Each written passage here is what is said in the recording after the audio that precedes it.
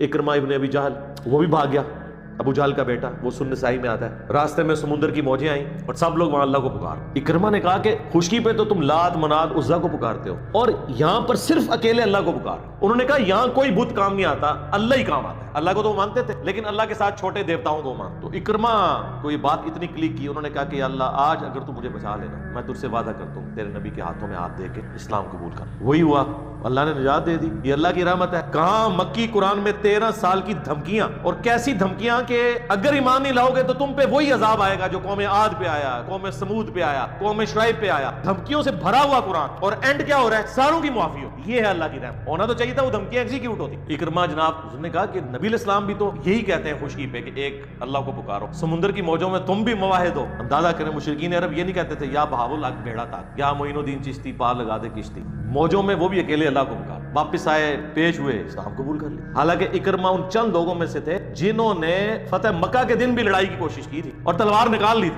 लेकिन किस्मत अच्छी थी, आगे थे हजरत खालिद इब्न वलीद, उनकी दोस्ती थी इनके साथ। तो खालिद इब्न वलीद ने कहा कि आज तू मेरी तलवार से नहीं बचेगा। उसे ही पता था कि खालिद की तलवार का कोई मुकाबला नहीं कर सकता, तो उन्होंने कहा या तो मेरे तू सामने ना आ या भाग जा यहाँ से, आज तू नहीं बचेगा, या इस्लाम कबूल कर। खैर वो अल्लाह ने उनकी किस्मत में लिखी हुई थी हिदायत, मुसलमान हो गए और जंग यरमूक में वो शहीद हुए हैं रोमन अंपायर के खिलाफ लड़ते हुए। आप देख ले, यानी बमुश्किल 5 साल का उन्होंने वक्त इस्लाम में गुजारा है। 5 भी पूरे नहीं होंगे, 4 साल और कुछ महीने। और बाप उम्मत का फिरौन है अबू जहल, और बेटा इकरमा सहाबी है, इकरमा बिन अबी जहल रज़ी अल्लाह ताला अन्हु हम कहते हैं। तो ये अल्लाह की तरफ से करम नवाजी है, किसी को हिदायत दे दे।